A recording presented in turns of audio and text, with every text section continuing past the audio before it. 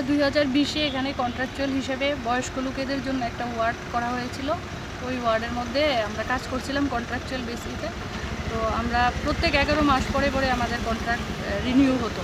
তো এখন লাস্ট 31 তারিখ পরের থেকে আর কন্ট্রাক্ট দিল্লি থেকে এখনও আসেনি, 2024-এর মার্চে এখনও আসেনি। এই কারণে আমাদের এখানে একটা সুন্দর ওয়ার্ড করা হয়েছিল বয়স্ক লোকেদের জন্য। ডক্টর মানিক সাহা নিজে উদ্বোধন করে দিয়েছিলেন আমাদের মুখ্যমন্ত্রী, কিন্তু এখন এটাকে তালা দেওয়া হয়েছে এবং আমাদেরকে বলা হয়েছে এখানে আর যাতে না আসা হয়, কারণ এখন আমাদের এখনও কাগজ আসেনি। কিন্তু আমরা কেউ বুঝতে পারছি না কেন, কী কারণে আমাদেরকে এখান থেকে বের করে দেওয়া হলো।